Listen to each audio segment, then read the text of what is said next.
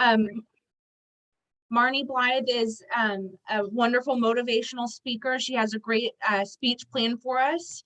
So I'm going to go ahead and introduce her. She is an interactive mindset, motivation, and inspirational keynote speaker. She also is a business consultant and serial entrepreneur. Marni is passionate about helping business owners and their teams live more fulfilling lives through improved communication skills, personal mindset growth, and personal accountability. Audiences love Marni's practical strategies that they can apply personally and professionally. Marni's expertise is derived from her over 10 years in the corporate marketing scene in New York City as a C-suite executive. She's owned multiple businesses herself, including an 8,000 square foot holistic health and fitness center, which she's sold for multiple six figures, and helping to double and triple growth for business consulting clients. So, Marni, without further delay, you take it away for Lighthouse Day. Gosh, Devin, thank you so much. And it's been such a pleasure and honor working with you and Leslie to get this kicked off for Lighthouse Day. So I'm so excited to be here. Big round of applause for everybody who showed up. So give yourself a pat on the back. Big round of applause. I love these smiling faces. So first and foremost, I'm going to go ahead. I'm going to open it up and we're going to get into sharing my screen. So I have a presentation prepared for you guys today. So I'm going to go ahead and pop into that really quick. Awesome. Can you guys see me? And let me go ahead and turn this over so that it's like this. All right. Can you guys see me? Can you see the presentation? If you can, give me a thumbs up. Thumbs up. Perfect, perfect, perfect. Great. So this is the Mindset for Employee Success with me. My name is Marni Blythe. My company that I own is called Full Pocket Coaching. And again, I want to welcome you guys. I'm so excited to be here. So first and foremost, we're going to go over a couple of housekeeping things. So the first thing is, please, please, please, please, please give us your full attention this morning. The first thing I'd like to share is please go ahead, close down any extra browser windows, put your phone on silent, prepare to really be here and be present with us. I promise you, you're going to get some amazing golden nuggets. I want to ask you to be vulnerable. I'm going to ask you to really allow yourself to just be non-judgmental with the information I'm going to share with you today and just be here and be able to kind of absorb it. So I am going to sort of open up this whole thing and you're going to hopefully take away some golden nuggets. The presentation, this is being recorded, so you will absolutely have a copy of this to be able to go back over, but grab a couple golden nuggets from this. I don't expect you to just get everything, but what I'm going to teach you today is a practice. So with practice makes for progress, right? So, and be engaged. There's going to be several opportunities throughout the presentation to pop stuff in the chat. So we're going to have a lot of fun. I don't want this to be me talking at you. This is an interactive, exciting, fun way to begin our Monday morning and Lighthouse Day. So let me kick off first with our agenda for this morning so that you all know what exactly it is that we're going to be covering. So the first thing that we're going to talk about is a growth or fixed mindset. So what does that mean to have a growth mindset? What are the tools? And I've created a 5-step process that will help you to be able to really implement this in your life. It's presence is step 1. Mindful awareness is step 2. Vulnerability is step 3.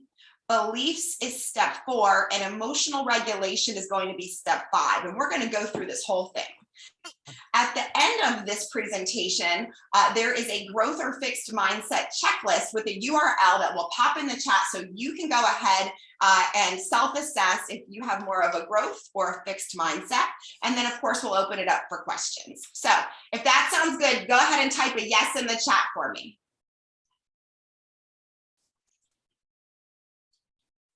Okay. Yes. Yes. Yes. Excellent. Excellent. Oh, I love this. Belinda and Beverly and Billy and Jeralisa. Okay, perfect. Everyone is ready for this. This is terrific. Thank you guys so much for that acknowledgement. I really appreciate it. Awesome. Awesome. Okay, so let's go ahead. So we're going to get ourselves really in position right now. So if you feel comfortable, I'd like to just invite you to just Settle into your space. If you feel comfortable, perhaps you close your eyes. Feel your feet planted firmly on the floor. And I'd like for you to breathe in, expanding your belly, and hold the breath for 4 seconds. So let's go ahead and I'll breathe in together. And then breathe out slowly from your belly. And let's repeat that one more time. Breathe in. Hold the breath for 4 seconds. And exhale slowly. Go ahead and open your eyes and notice any changes. Does anybody feel any different? Yes, Kevin. Someone had commented earlier, so we can see your presenter view. We can't see like the full screen of the slides. You can't see the full screen of the slides. Okay. So we can, so we can see like underneath like each of the little tiny thumbnail slides, and then the slide that you have up is taking up about a quarter of the screen. So we're not in full screen mode. Okay, let's see. Let's try something different here. Thank you for telling me. Oh yeah, no problem. Is this better now? I mean, we can still see it, but I just wasn't sure. Like, I wasn't sure if you had intended to do it like full screen. I did. So let's see what I can do real quick. Thank you. How is it now? Yep, that's it. That's it right there. Thank you for sharing that with me. Okay, so perfect. I'm so glad that that worked out perfectly. Okay, yeah. So how is everybody feeling? Is everybody here? Did everybody go ahead and take a deep breath in and deep breath out and just kind of really feel into being right here, right now? Okay, so perfect. So I just wanted to begin with everybody sort of just taking a couple deep breaths, and that is a huge tool that we really have with being able to get ourselves grounded and present and here in this moment. So do you have a growth or a fixed mindset?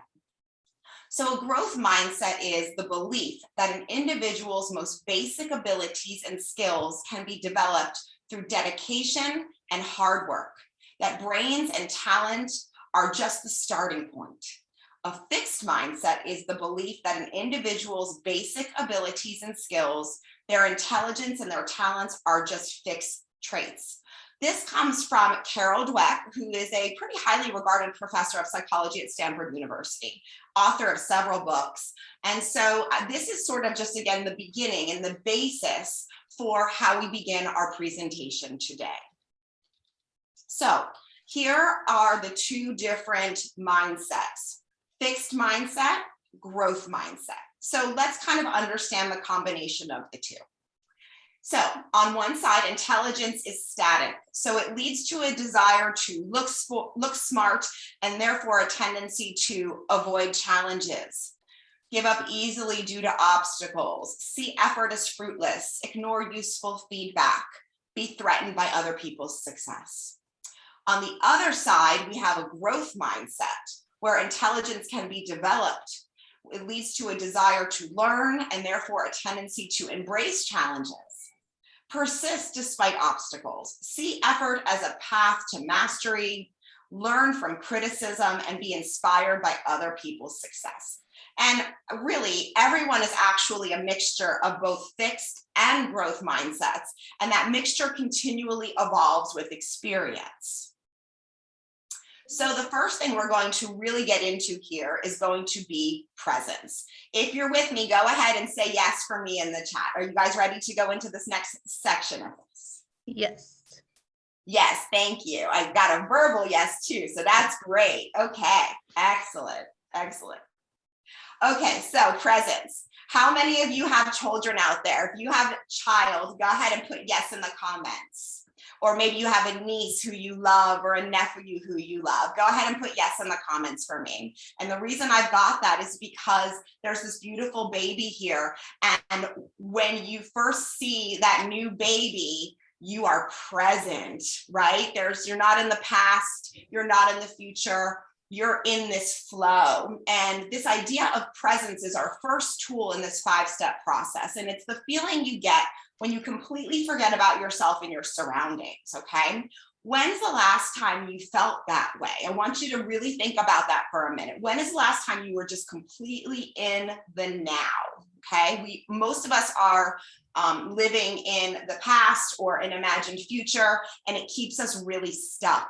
So there's a difference between resting and the state of flow or being present. And with resting, we're not making any effort and there's no skill required. So we can use our senses and our breath. And this idea of loving presence, right? Being present and being in a loving capacity where we're not multitasking. I know in today's world, multitasking has become very much something that people think is a great thing. We're going to talk about that in just a moment. So it's complete focus in the moment.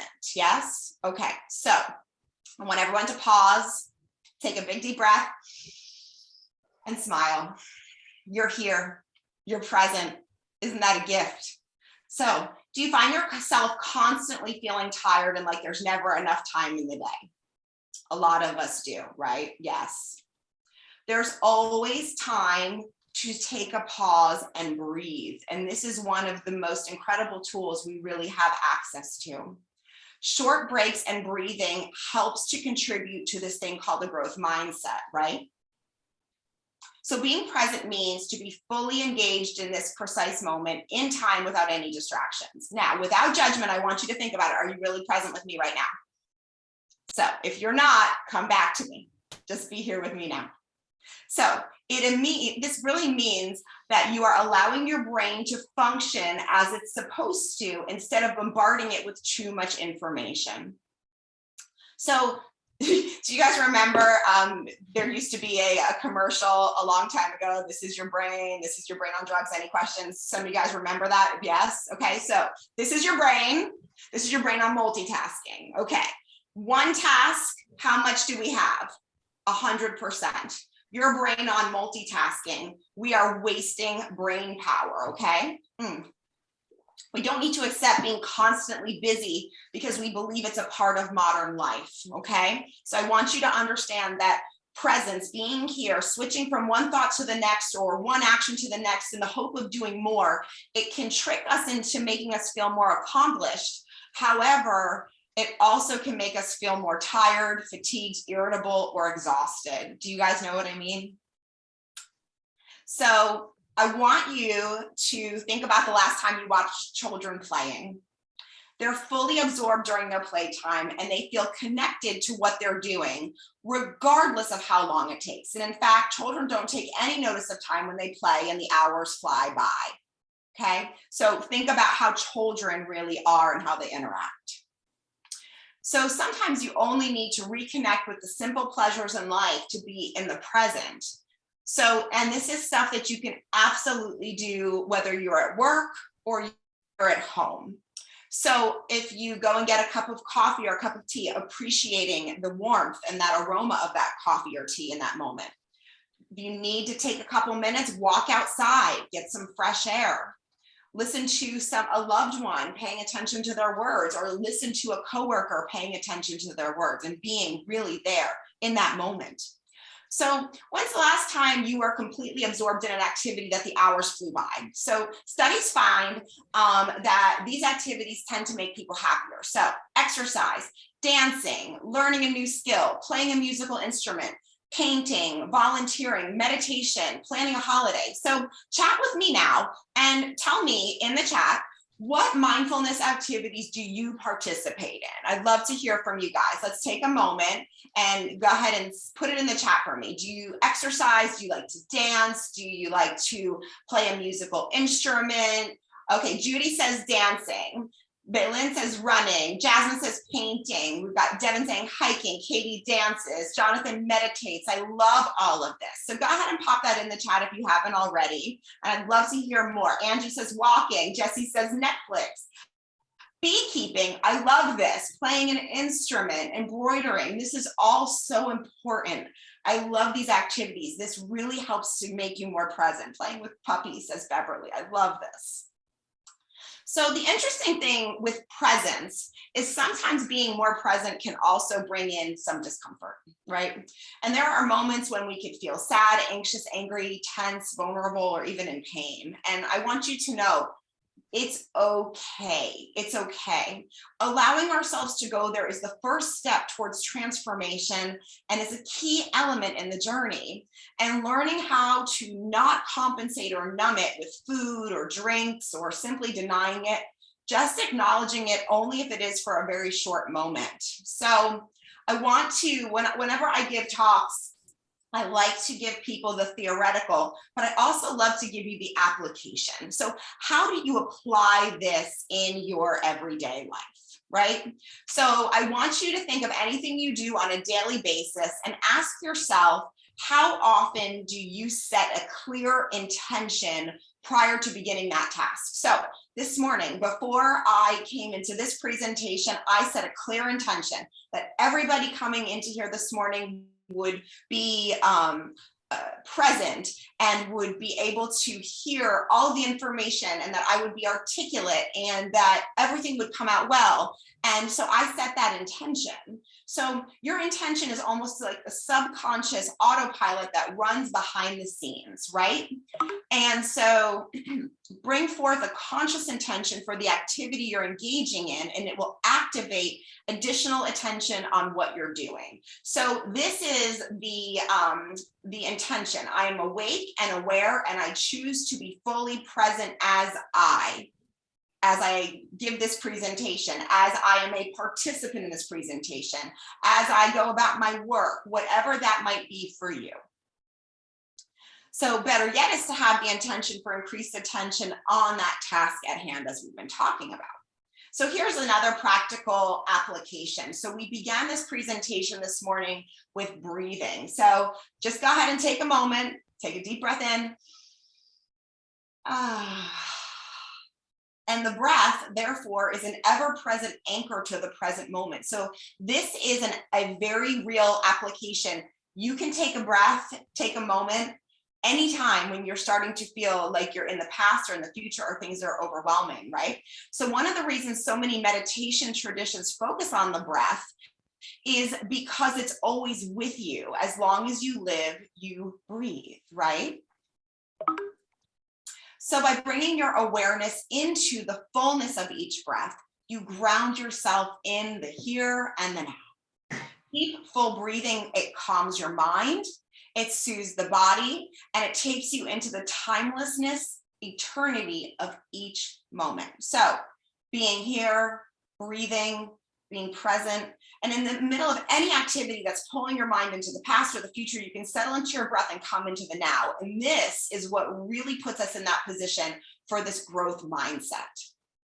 So creating a playground for mindfulness. How do we do this? So mindfulness is a mental state achieved by focusing awareness on the present moment while calmly acknowledging and accepting one's feelings, thoughts, and bodily sensations, used as a therapeutic technique.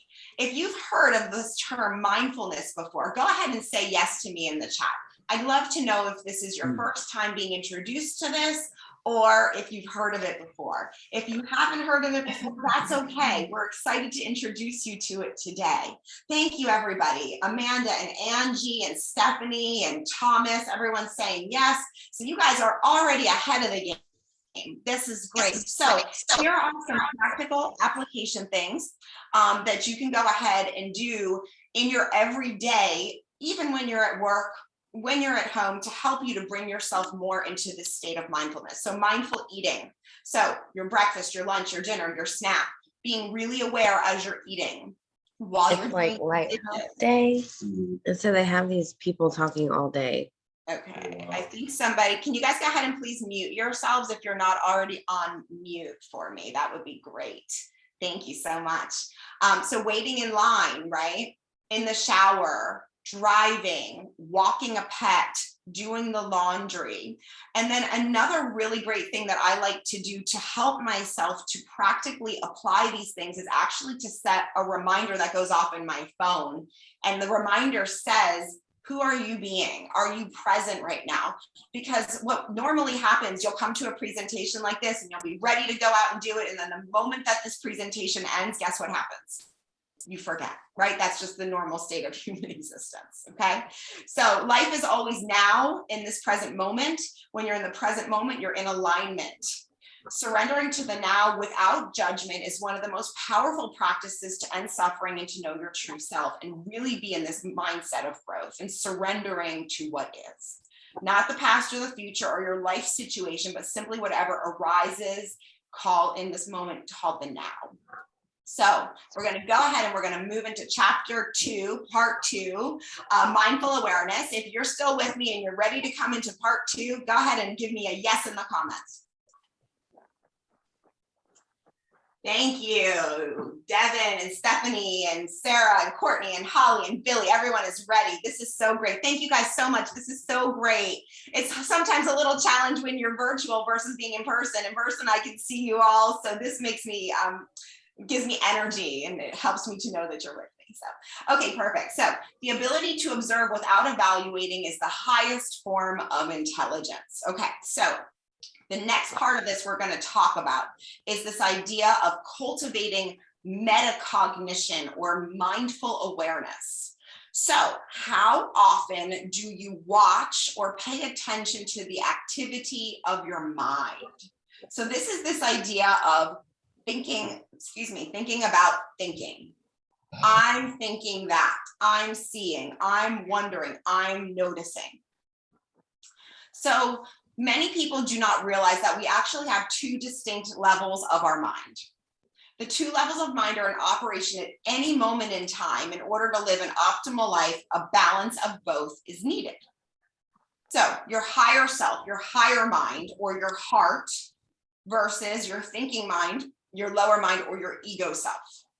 We perceive and interpret countless thoughts throughout the day, right? So here's how we have sort of these 2 aspects of the mind. On one side, we have our thinking mind, our lower mind, or our ego self. And the thoughts that come with that are, I'm a victim of my circumstances. I live in scarcity. There's never enough. I'm alive temporarily, and that is scary. I'm in competition with the world. It's complicated. But our higher self or our higher mind says, I create my own reality. I live in abundance. There's always enough. I am alive temporarily, and that is awesome. I'm in harmony with the world. I am happy, right? And again, most of us have both of these happening at the same time, which is very normal. So go ahead and chat to me. Do you spend more time, do you think, in your head or in your heart? And just write head or heart. And so I love that we have like our head voice and we have our heart voice here. Oh, I'm hearing a lot of head. I'm hearing a lot of head. I got a heart. That's great.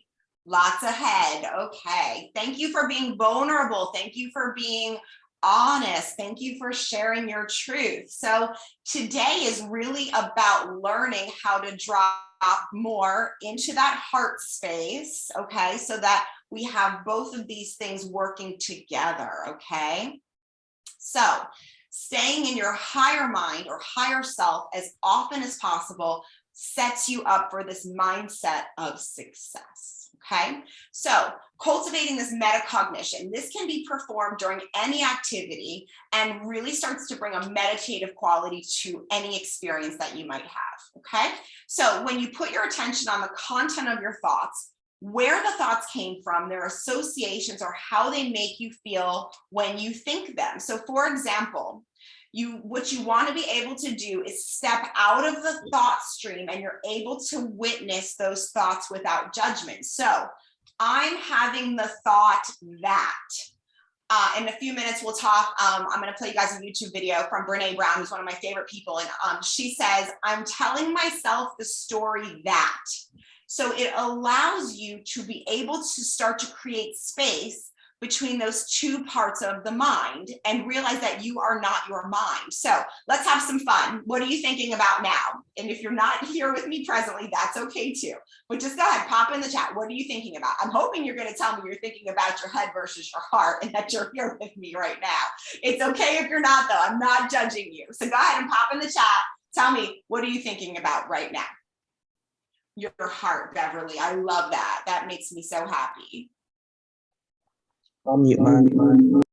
Ways to be present. Belen, thank you. Judy, your heart. That your desk is cluttered. Angie, thank you for being present and vulnerable and telling us that. I love that. And you see how quickly our mind can just shoot off to other things. Having the awareness is the key. So great work, Angie. Great work. Okay, so here is one of my favorite tools for being able to not be judgmental when I see the thoughts coming up, right? So it's the ability to hold the good and the bad and the neutral without preference, right? So often I will use the tool, isn't that interesting? Isn't that interesting that I'm having the thought that my desk is cluttered? Isn't that interesting that I'm having the thought about my daily tasks, says Amanda, or Denise says mental growth. That's perfect. Isn't it interesting that these are the thoughts that I'm having? So what that does is it allows us to start to create distance between us and that mind, so we can say, oh, okay, is that serving me, right? And then we're able to start shifting and working our brain. So the brain is not static, okay? It's like a muscle. And I love this little muscle guy, you know, with the weights here. And many scientists once believed that the brain's ability to change and grow was only possible in early childhood. But recent neuroscience research shows that our brains are much more malleable than we thought, and the brain continues to change into old age.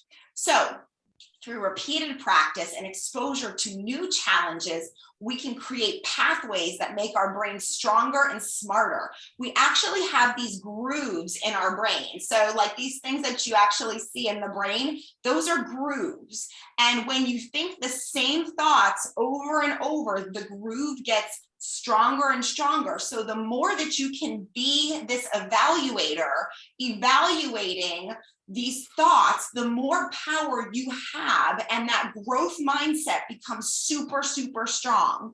So the brain is constantly creating and destroying these neural pathways, and these are what form the thought and behavior patterns our brain uses to make decisions, choose actions, and present us to the outside world. Now, not to be dramatic, but this is kind of life or death stuff in terms of your happiness here in the world, because the decisions that you make, you know, you change your thoughts, you change your world.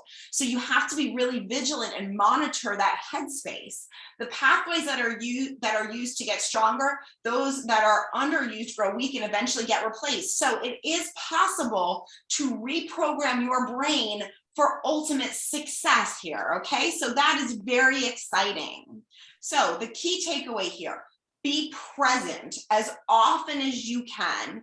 Use tools to trick yourself to be present, right? Whether that's using your phone, using the mindfulness activities we shared, so that you can be aware of the thoughts you're thinking, so you can change the pathways of the brain and then really wire your mindset for success. So that's making sense. Give me a thumbs up, give me a yes in the comments. Tell me you're still with me. Stephanie says yes, Yasmin says yes, Amanda says yes, Sophie and Belen and Beverly and Aaliyah and Devin. You guys, thank you so much. This is so great. I'm so excited that you're with me. Okay, so moving forward, we're going to go into vulnerability, okay? And I'm excited for you guys because I'm going to play you a little YouTube video during this time. Okay, so courage. Courage starts with showing up and letting ourselves be seen. So this is from Brené Brown. Have you guys heard of Brené Brown before? If you have, I would love to hear. Tell me if you know who she is, because she's one of my favorite people in the world. So I'm going to give you a little bit of background. Yes, dare to lead, Leslie. Yes, she's awesome. So I'm going to give you guys a little bit of background, and then I'm going to play you a video. It's going to be about 15 minutes. So that's going to be really nice. This video, let me tell you a little bit about her, and I'm going to set the video up because it's her original TED Talk, actually. And it's so important, and it's so critical, I think, for us to start to really understand this idea of vulnerability. So Brené Brown, she's been away for quite a long time. She's been with us. She is a qualitative researcher and a storyteller. And she starts off this YouTube TED Talk by saying how when she first started talking, you know, they came to her and they were like, well, if we just say that you're a researcher, it's going to be boring and nobody's going to want to show up. So we want to call you a storyteller. And because she's such a scientist, she really was like, I'm really challenged by this, but okay. So she started off her career, and this whole idea was, if you can't measure it, it doesn't exist, right? So she really uses scientific methodology to help us to understand how people are in the world, how vulnerability, how shame, how connection is really part of this human experience that we all are here and having. And she talks about how life's messy, and she wants to understand and lay out the code for everyone to see, right? It's about expanding perception. And this whole idea is that connection is why we are here, right? Connection to ourselves first and foremost, and then connection to others. And that it's really about cultivating this belief that you are worthy of love and belonging. So let's go ahead, sit back, and I'm going to go ahead and pop on this video for you guys to see. And give me 1 second as I go ahead and I pull it forward.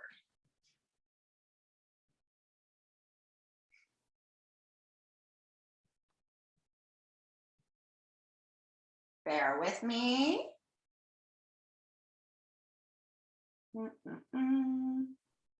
Sorry, guys, hang on. There we go, found it.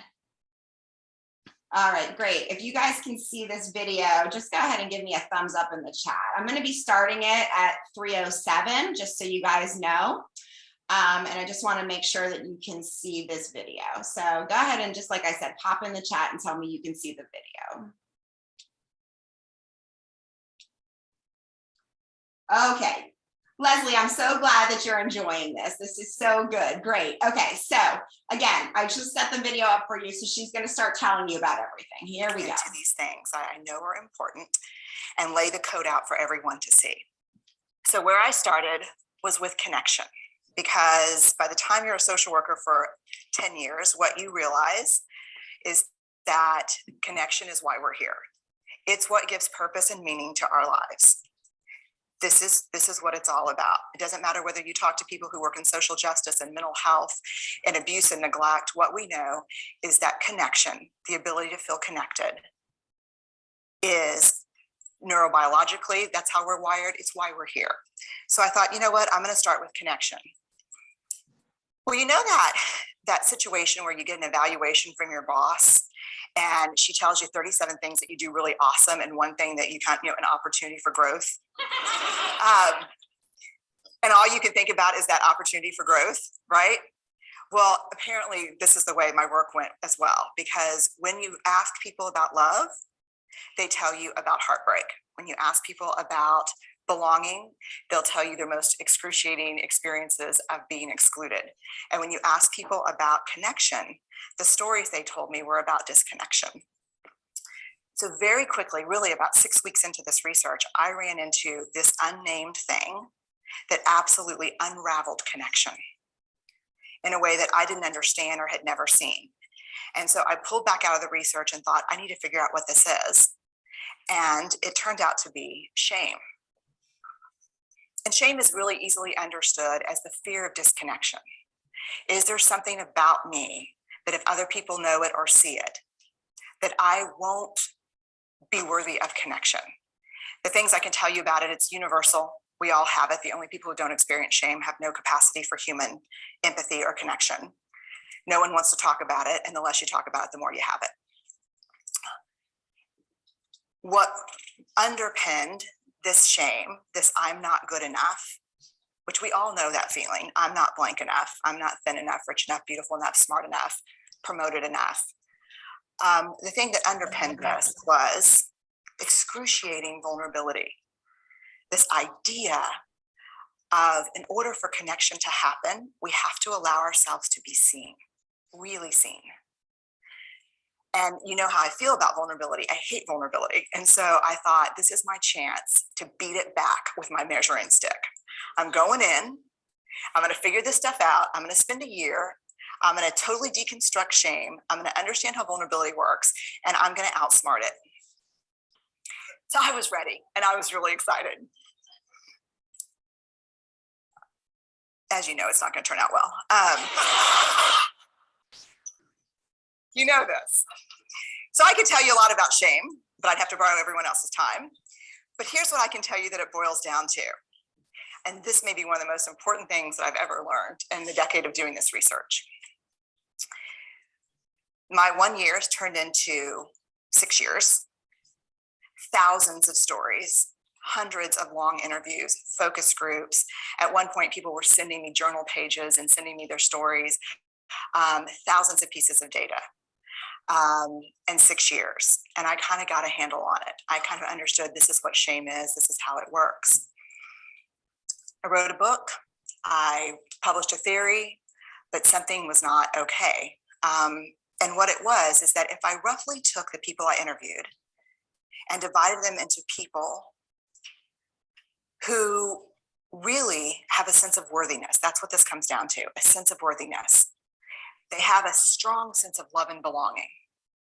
And folks who struggle for it, and folks who are always wondering if they're good enough.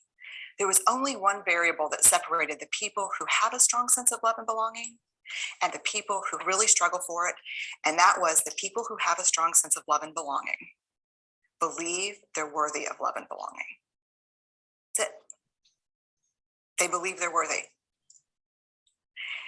And to me, the hard part of the one thing that keeps us out of connection is our fear that we're not worthy of connection, was something that personally and professionally I felt like I needed to understand better.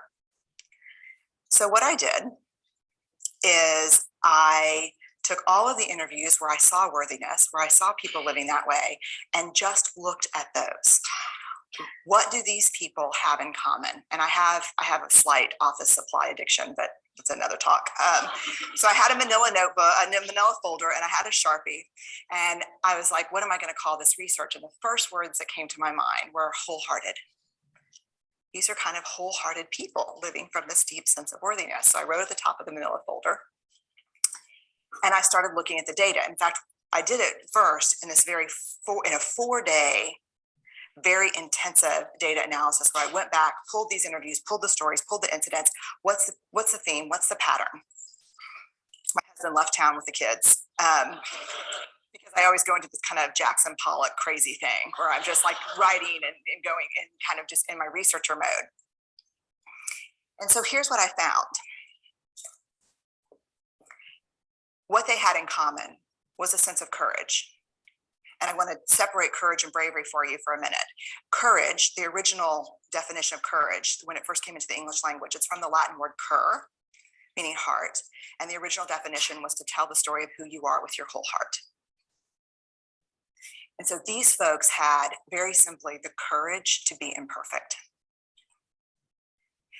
They had the compassion to be kind to themselves first and then to others, because as it turns out, we can't practice compassion with other people if we can't treat ourselves kindly. And the last was they had connection, and this was the hard part, as a result of authenticity. They were willing to let go of who they thought they should be in order to be who they were, which is, you have to absolutely do that for connection. The other thing that they had in common was this. They fully embraced vulnerability. They believed that what made them vulnerable made them beautiful. They didn't talk about vulnerability being comfortable, nor did they really talk about it being excruciating, as I had heard it earlier in the shame interviewing. They just talked about it being necessary. They talked about the willingness to say, I love you first. The willingness to do something where there are no guarantees. The willingness to breathe through waiting for the doctor to call after your mammogram. The willing to invest in a relationship that may or may not work out. They thought this was fundamental. I personally thought it was betrayal. I could not believe I had pledged allegiance to research, where our job, the definition of research is to control and predict, to study phenomenon for the explicit reason to control and predict. And now my very my mission to control and predict had turned up the answer that the way to live is with vulnerability and to stop controlling and predicting. This led to And you see a lot of people saying, hey, that should a little breakdown. It's bad for creative people. The internet is not bad for creative people. Which actually looked more like this. And it did. It led to I call it a breakdown. My therapist calls it a spiritual awakening. Spiritual awakening sounds better than breakdown, but I assure you it was a breakdown. And I had to put my data away and go find a therapist. Let me tell you something. You know who you are when you call your friends and say, I think I need to see somebody. Do you have any recommendations? Because about 5 of my friends are like, woo, I wouldn't want to be your therapist. And I was like, what does that mean? And they're like, I'm just saying, like, don't bring your measuring stick. Okay. So I found a therapist. My first meeting with her, Diana, I brought in my list of the way the wholehearted live. And I sat down and she said, how are you? And I said, I'm great. I'm okay. And she said, what's going on? And I said, and this is a therapist who sees therapists, because we have to go to those because their BS meters are good. And so I said, here's the thing, I'm struggling. And she said, what's the struggle? And I said, well, I have a vulnerability issue. And, and I know that vulnerability is kind of the core of shame and fear and our struggle for worthiness, but it appears that it's also the birthplace of joy, of creativity, of belonging, of love. And I think I have a problem, and I need some help. And I said, but here's the thing, no family stuff, no childhood shit. I just need some strategies.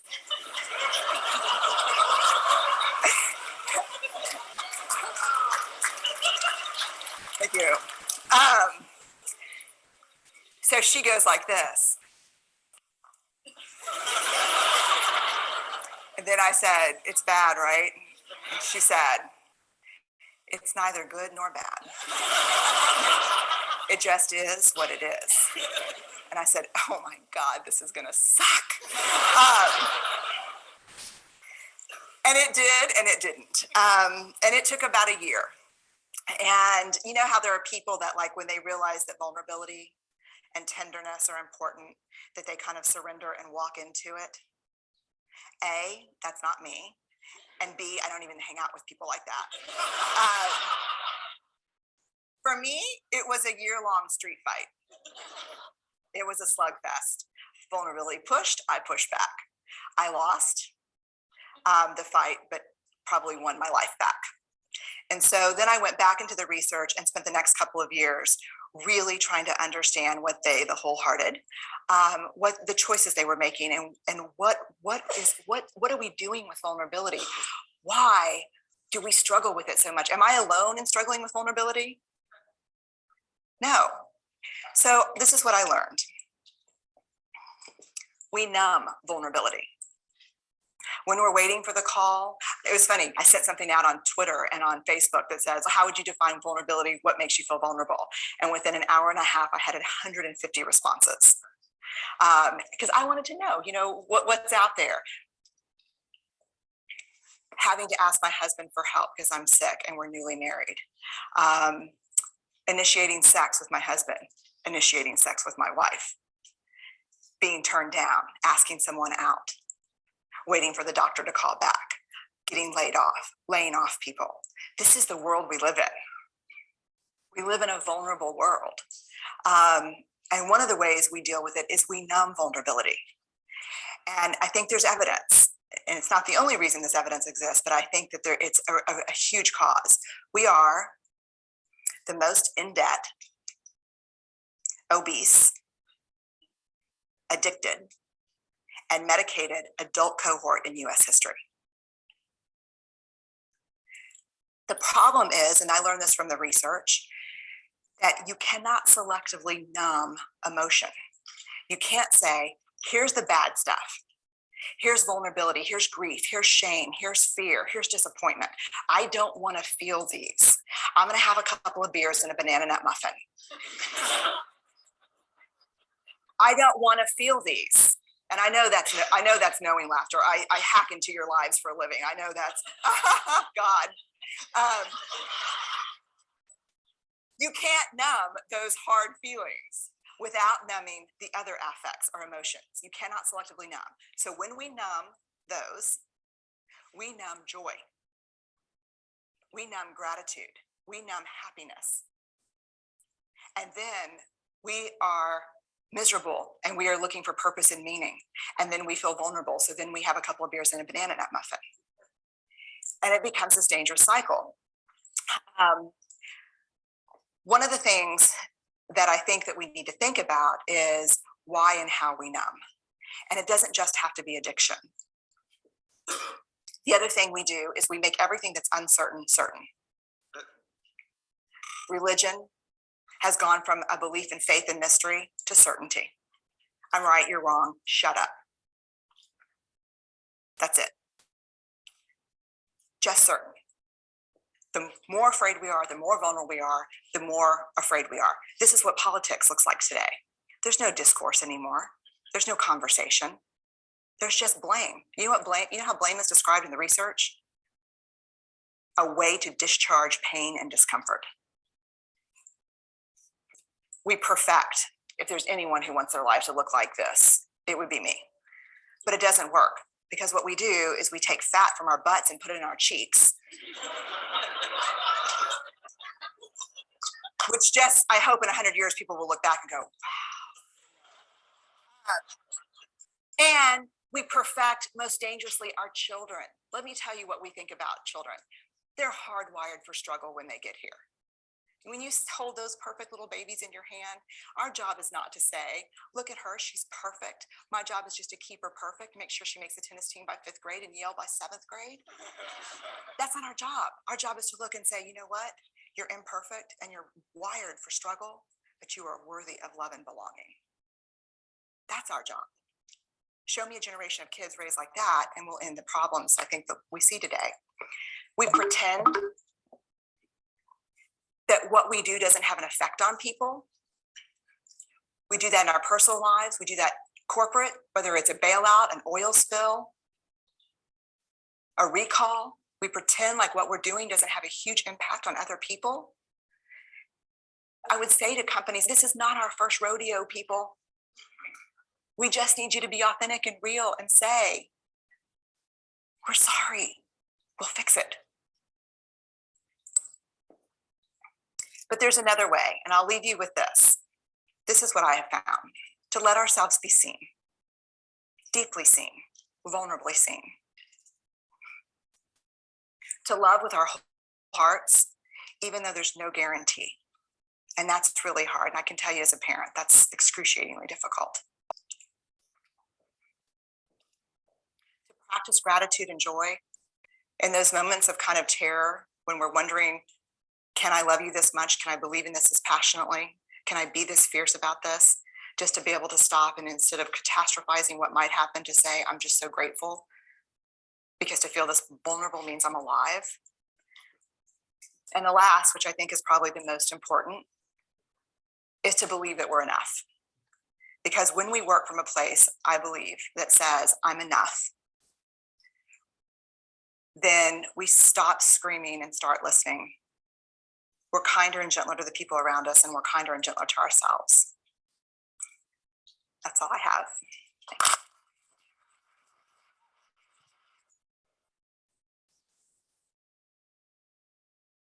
So what did you guys think of that? One second, and I'm gonna go ahead and get this done.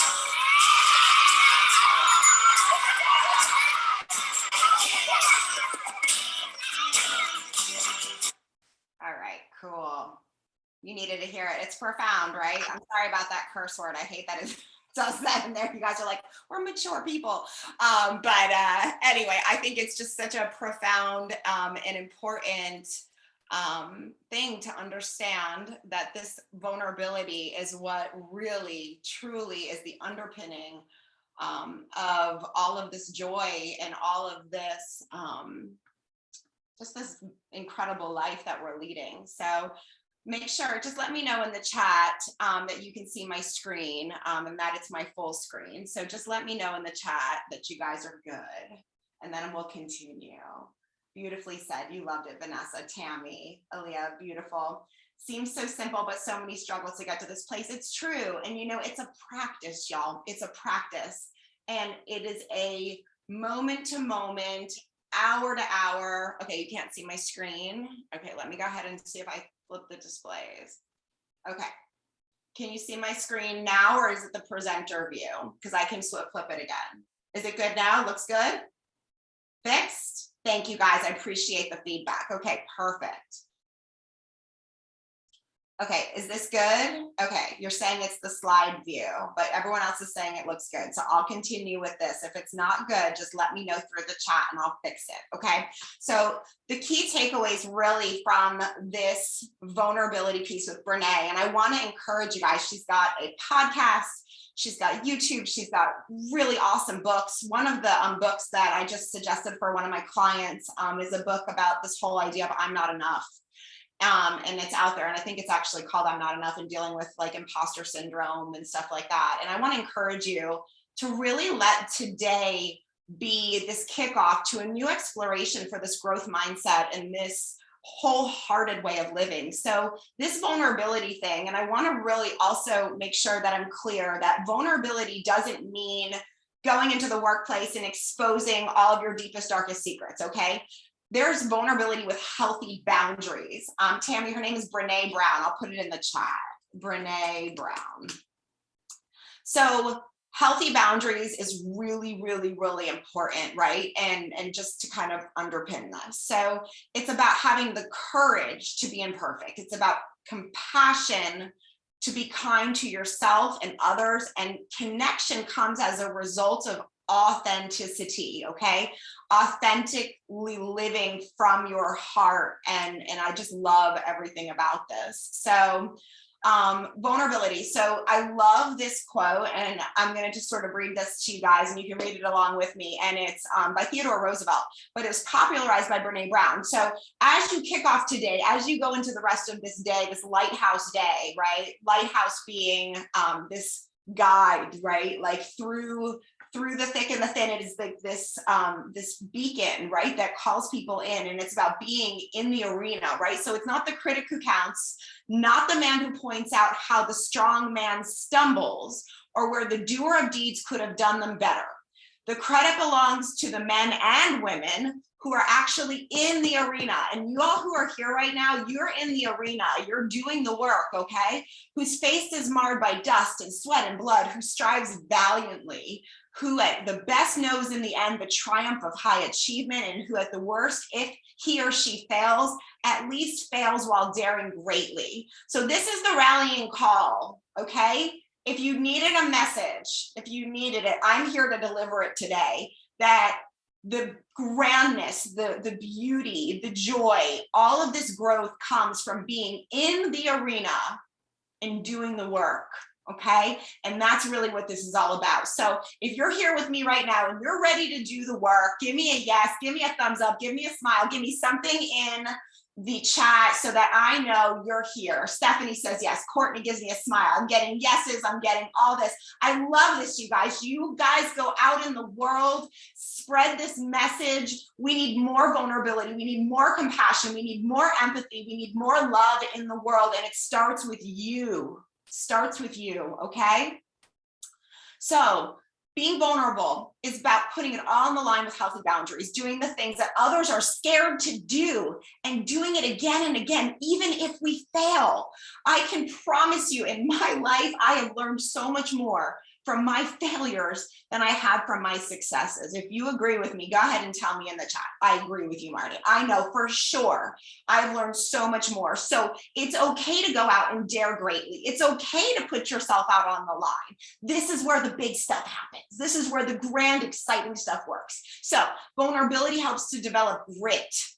And grit is what is required for a success mindset. That is what this company is all about. It's about going forward. It's about community. It's about grit. It's about vulnerability. And it's about living from a heart-centered place. Okay. So let's go ahead and we'll move on. Take a little drink of water. How about everybody take a deep breath? That feels good, huh? Need this every morning. Thanks, Caroline. That's great. I love that you're enjoying this. Great. And you guys can come back to this presentation. You will have it available. So if you joined a little bit later, if you haven't gotten all of it, I'll just do a quick little thing. So we started with presence, right? So being here right now. If you're not here right now, if you drifted off, come back to me. Okay, so being present so that you can be aware of who you are being and not just be on autopilot, so that you can be vulnerable and open to new things, new concepts, how the wholehearted live. And the next piece of this is beliefs. Okay, so beliefs. So beliefs. Belief is an idea that a person holds as being true. We can base a belief upon certainties. So for example, a mathematical principle, a probability, or a matter of faith. A belief can come from many different sources, including your own experiences, experiments, the acceptance of cultural and societal norms, or what other people say, or families, or education, or mentoring. Our level of happiness and success relies so heavily on our belief system.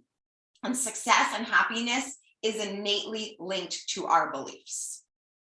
So your beliefs are a magnet that create your reality. You are that powerful. Beliefs can shape our reality through their influence on behavior, right? So whether or not a business is successful, whether or not you're successful as an employee, whether we have good health, our basic character, okay? Now, there are no right or wrong beliefs. There are only beliefs that are empowering or disempowering. Empowering beliefs lead you to joy, happiness, growth, fulfillment. Disempowering lead you to fear, anxiety, and doubt. Our subconscious mind is instinctual, right? Like we are usually functioning on this autopilot mode. So today I'm going to suggest to you that you need to start to examine these beliefs. And I don't know if you knew this, but during my research, when I first put this presentation together, I started doing a lot of research into beliefs. And I was shocked. I didn't realize that most of our belief system is put into place before you turn 7 years old. Can you believe that? Like, to me, I was like, holy cow. So I have a 6-year-old little girl, right? Some of you probably also have, most of you probably have children. Some of you have nieces and nephews. But to me, to think that my daughter, she'll be turning 7 in March, to think that her belief system is pretty much in place at this point.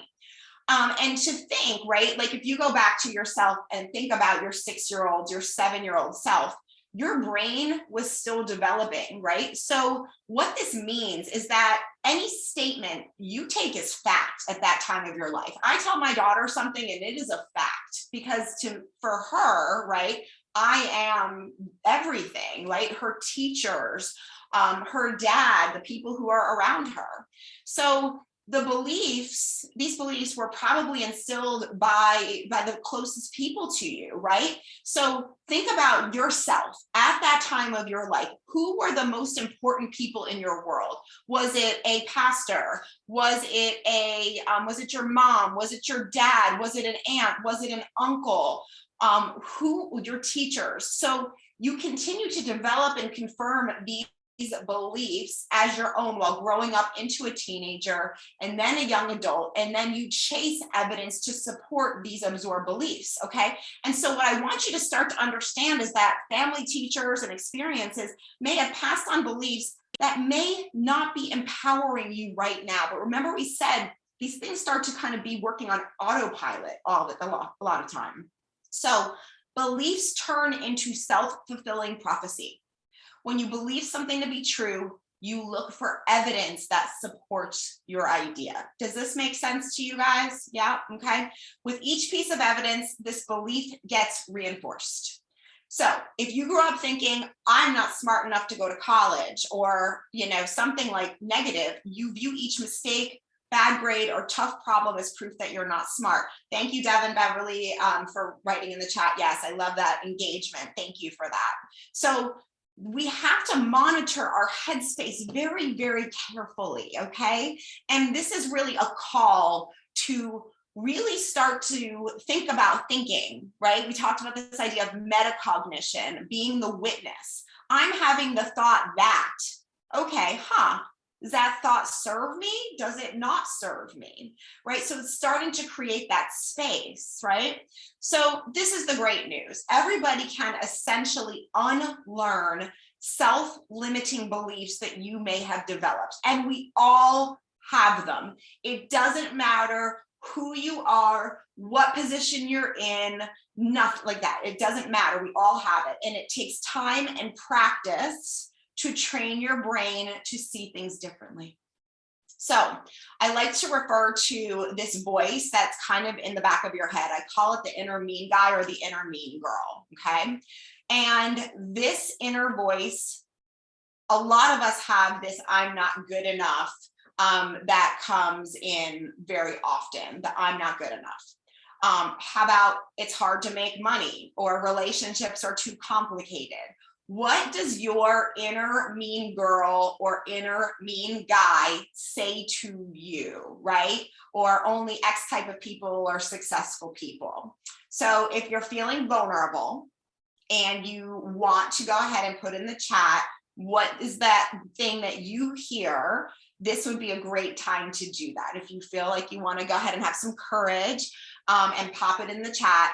I know that I wrestled with I'm not good enough. I'm a recovering perfectionist. I am a recovering people pleaser. So the things that I would hear often in my head was stuff like, oh, if I don't do this, this person won't like me, or, you know, I can't work hard enough. I'll never make enough money. Like, these are all things I've had to work really, really hard over time to be able to overcome, right? So I love your courage. Way to go. Denise said, okay, I need to work harder.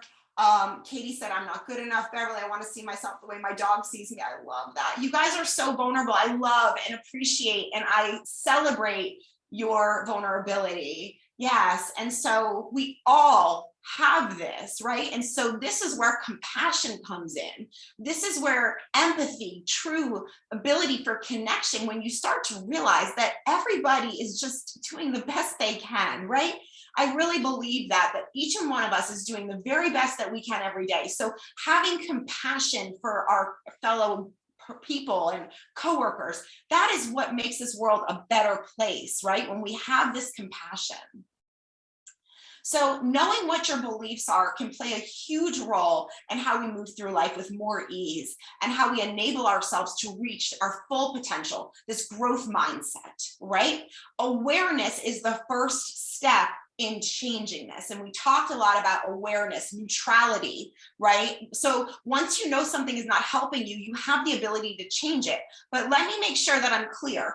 When you see yourself having this thought, it's not about beating yourself up, right? It's not about going, oh my God, what's the matter with me? I'm doing this again. No, it's about having that compassion for ourselves. Isn't it interesting that I often have the thought that I'm too hard on myself? Or isn't it interesting that I think I'm irrelevant? Or isn't it interesting that I feel like I'm a people pleaser, or that I'm not good enough, or you need to be a better mom, or what are those things? I want you to start to examine it with neutrality. And then I want you to decide, is it worth it? Is this serving me? Do I want to continue? Because you have that power, okay? You get to make that choice. Nobody else does. It's all about you, okay? So I'm going to kind of kick it old school here for a minute. For some of the younger folks in the crowd, you might not remember floppy disks. I might be aging myself a little bit here, but I remember in the 6th grade, and I'm 41 years old. I remember in the 6th grade, we had these computers, these big computers, and there's these floppy disks, right? Do you guys remember floppy disks? So I like to think of my brain as one of those old school computers from when I was in 6th grade learning how to type. And I would think about the floppy disk. It gets inserted and stored your entire life. Think of the beliefs on these floppy disks. Thank you, Angie. She says she remembers. That's perfect. So my question to you is, what programs are running in the foreground and the background? What program is on that floppy disk that got inserted and is still running, right? So most people are running on autopilot and they don't question the beliefs that are informing our decisions and our emotional mental state, right? Imagine what our world would be like if more people stopped and they were present and they were aware and they were vulnerable. And then they said, wow, you know, maybe this belief isn't serving me anymore, right? So by making the realization that this belief is not a law, it's not fact, but it's something that you have chosen to do either consciously or subconsciously, then you'll be able to change it. So we can uproot these old beliefs and nurture new ones. And this right here is where our power really comes from, okay? So how do you turn limiting beliefs into empowering beliefs in order to reach your full potential? Okay, so here is a practical thing you can do. Anytime you are feeling less than thrilled, if you're feeling sad, if you're feeling scared, if you're feeling angry, I want you to use this tool. So write this down. I'll give you a minute to grab a pen. I'm going to take a quick drink of water. This right here is a golden nugget, you guys, okay? I gave you the tool, Isn't It Interesting, which is one of my most favorite tools, and you can use that in any scenario. This is the next one. What do I believe about X, this thing that's creating me to feel this? What do I believe? It always comes down to what you believe. And then once you do that, you can say, okay, what is the truth? You can say, you know, God, you can say universe, you can say spirit, you can say Jesus, you can say whatever it is. This is not about religion. This is about whatever makes you feel connected to that. Help me understand what is the truth. And then just sit quietly and wait for it, because I guarantee you it will come to you. So we're going to go ahead and examine some beliefs. So grab a piece of paper, grab a pen. Want you to write down, we're going to take one quick minute. What do you believe about success? What's your belief? Write it down. What do you believe about money? Write it down. And if you don't feel like doing it right now, that's okay too. I want you to come back to it later. Write down your beliefs. And then I want you to evaluate, is it empowering or is it disempowering? And I want you to remember, you get to make the choice. So type it in the chat. I make the choice. Make sure, I want to see that. Go ahead, everybody. Write it in the chat. I make the choice. I have the power. I am powerful. I love this. Judy and Vanessa and Kristen, all you guys, Denise, I make the choice. Jasmine, I make the choice. Vanessa, I have the power. Katie has the power. Do you guys feel how powerful you are? It is my job here to remind you how powerful you are, how unique you are, how special you are. You have the ability to make these choices. Nobody else does. I want you to then ask that higher part of yourself, what is the truth? And what new beliefs do you want to foster? So coming out of today, I want you to use today as your kickoff. What beliefs do you need to now foster? What is not empowering you anymore? How do you get that promotion? How do you do better at Lighthouse Labs? What do you need to do? Have these conversations with your manager. Have these conversations in departments. This is about all growing together, learning together. Thomas, yes, I love this. He's powerful. He's got this. So start using these new beliefs as an affirmation or a mantra, repeating it over and over again. Does anybody have a Post-it note at their desk? I love Post-it notes. Post-it notes, I like when I'm trying to bring something new in, I write my affirmations on a Post-it note. I put it on my shower door, I put it on the bathroom mirror, I put it on the refrigerator, I put it on my desk. So what is going to be your affirmation? I am mighty, I am resilient, I am motivated, Put it in your phone, have it pop up as an appointment with yourself. So this is, and I'm not usually a big fan of fake it till you make it, but in this case, I'm going to give you permission. It might not seem true at first, but over time, you will increase your ability to believe in this new way of thinking, and you will create this new neuron pathway that will bring this into existence. So write for me in the chat, what is your mantra? What is the new mantra? Maybe it's for this week. Okay, that's a suggestion. So I am powerful. I am worthy. I am enough. What is your mantra going to be? So write that in the chat for me. I want to know what I am enough. Aaliyah, I love that. Beverly says, I am enough. I have grit. Yes, you do, Tammy. Yes, you do. I'm bigger than this, says Believed. I love that. Yes, keep them coming. Angie says, I am motivated. Renika, I am the only me in this world. Oh my God, I'm getting goosebumps. Yes, you guys, these are so powerful. And I want you to use your mindfulness activities as a time to anchor these, right? So as you're washing the dishes, as you're vacuuming, as you're taking a walk, I am worthy. I am enough. Judy, I can overcome anything. Tara Lisa, I am enough, right? So this is how you start to bring this into existence, right? It's not just the theoretical, right? This is the practice of it. And that breath work that we talked about, the intention setting, all of this brings this into reality for you, okay? So final section as we come down to the end of this. Emotional regulation. So for those of you who've ever been in therapy, which I highly recommend, emotional regulation is a part of CBT, which is called cognitive behavioral therapy. There's CBT and there's DBT. Really, really powerful tools. And emotional regulation is one of those CBT tools. So if you're interested in learning more about this, you can go ahead and Google that or speak to a therapist about it.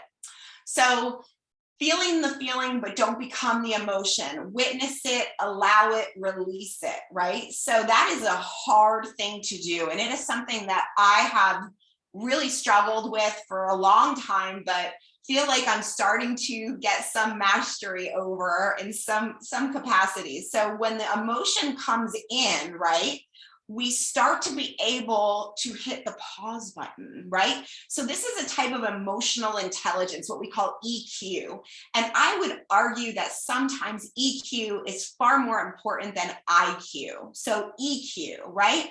So this idea of practicing emotional regulation helps you to be able to better deal with life's stressors.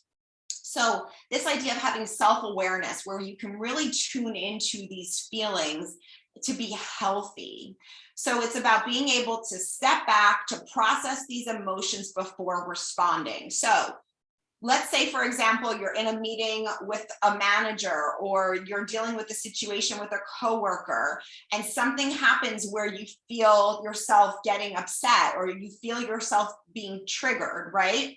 So I want you to come back to your breath. When you start to feel it rise within you, right? Like, you know, that feeling that happens, right? When somebody says something or something happens and you start to feel yourself like turning into the Incredible Hulk, right? We've all been there. So this is where this, and again, it sounds dramatic to say life or death, but this can really be the difference between whether you succeed or you don't succeed as an employee. Like, it's the ability to monitor yourself and monitor your emotions. Beverly says Hulk smash. I love that. So we have to learn to hit the pause button between the stimulus and the response, right? So when someone's saying something and it's just not like jiving for you, you come back to your breath. Okay, so then I come to the breath and then I go, oh, okay. I'm telling myself the story that this person is blah, blah, blah, right? So this is always a great opportunity for you to be able to hit the pause button. And, you know, you can always excuse yourself and say, hey, I just need to go and take a minute, you know, and go to the bathroom. And you go to the bathroom. And I'm actually going to teach you guys a really cool breathing technique. In meditation, they sometimes call it nature Xanax. So go ahead and take your hand and make it into one of these. Thank you, Stephanie. Go ahead, everybody, take your hand. So what you're gonna do is you're gonna take it and you're gonna use it and you're gonna close off one of your nostrils and you're gonna take a deep breath in through one. Switch. And exhale through the other one. Now you can do this at any point during the day. You can do a couple of rounds of it. And this kind of breath will help you to re-regulate yourself. You can do it anywhere, anytime, and it's just, you inhale through one, close it off, and then exhale through the other. And this is a really, really powerful technique. It's called pranayama. I'll put that in the chat. So has anybody done this kind of breathing technique before, pranayama? If you have, I'd love to hear from you that you've done it. But so pranayama, sorry, I missed the A in it, but pranayama, so breathing, or just big inhale, pushing out your belly, hold the breath, and then you can exhale. There's also something called 3-part breath. So today is a great opportunity to start to learn these techniques so that you can hit that pause button, okay? So emotional regulation, thinking of emotions as being the flavor of life and our ability to regulate them is kind of like being a chef. Great chefs don't avoid certain flavors. They appreciate them, they understand them, and they learn how to work with them. Flavors can be mild or intense, just like our emotions. And you don't want the flavor to overpower your dish, so you moderate it, which creates a much better experience overall. So all of this comes together, and I want you to really think about forward movement plus positive change, looking at all of this as a practice, okay? And practice makes for progress. The recovering perfectionist in me says, practice doesn't make for perfection. Practice makes for progress. So start each day anew, commit to using these tools. And this right here is this mindset checklist. It's from the London Academy, and it's an interactive quiz, fixed or growth mindset. And we'll go ahead and I'll pop that in the chat for you guys in just a second. But you can also grab it off of the presentation if you want to take this little quiz right here. So again, I'm just going to do a quick little wrap up and then we'll open it up to questions. I'd love to hear from you also. What is a golden nugget that you took out of today? So again, just to kind of walk you guys through the process, we started with presence, this idea of what it's like, you know, when you see your newborn baby or your new niece or nephew and you're there and you're loving and you're present and you're not in the past, you're not in the future, but you're in that moment. That leads us to being able to be aware of who we are choosing to be. We always get to make a choice about that, who we choose to be, and we do that with neutrality. We're non-judgmental. We allow ourselves to go, well, isn't that interesting that I think I'm telling the story that, which opens us up to have vulnerability, which is about how the wholehearted live, about how we can have connection and feel true belonging by living an authentic life, which then brings us into looking at our beliefs. You know, what do I believe about this that's making me feel this way? What is the truth here? And then emotionally regulating ourselves, which means being able to hit that pause button between stimulus and response so we can really respond from our place of power. So with that, I will turn it over and I will open it up for questions. Feel free to take yourself off of mute. Please go ahead and feel free to turn your camera on. I'd love to see all your beautiful faces. And if you have questions, feel free to, you can go ahead and unmute yourselves. I'd love to talk to you one-on-one if you wish, if you feel more comfortable putting it in the chat, or perhaps going ahead and what did you learn from today? What are some of the golden nuggets you'll be taking away? I'd love to hear from you. So if you go ahead and pop that in the chat, that would be wonderful.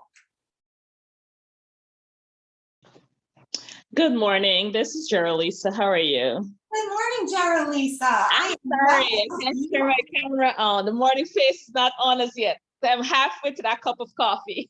Yay! Well, I'm glad that you're at least talking to us. Tell us what you're thinking. You've definitely woken everybody up though. Loved it. So my question is dealing with presence. I loved your presentation. And I like what you say that you have to be present. You shouldn't be multitasking and using a lot of brain power. But then I have this very interesting question. How do you answer when HR or an interviewer asks you that skill? How great are you at multitasking? I always tell myself I can work on several projects simultaneously, but in reality, you're only focused on one. So what's a good way to answer that? How do you multitask question, thinking that you should be focused and present? What a great question. Thank you so much. What an intelligent question.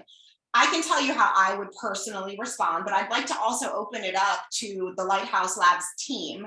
But I would say, just what we covered in the presentation, I find that my focus is best when I am working on one thing at a time. That's not to say that I can't manage multiple things on my plate, but I try my very best when I'm focused on one thing to give it my 100%. Once that's complete, then I will move on to my next task. So that's how I would respond, but I would definitely love Leslie, perhaps Devin. I'd love to hear how you would respond to that. Anybody else, please feel free. That would be my personal take on it though. Well, for me, I always say, I mean, I'm pretty detail oriented, but when I have a lot of tasks to juggle, I'm really not a good multitasker. I don't know if I should be like admitting this in front of everybody, but I'm really not. For me, I can do one thing really well, and I want to give each task that I'm working on the time and attention it deserves. But I find when I do have a lot of tasks and they're really pressing, that done is like better than perfect. When you have a lot of things on your plate.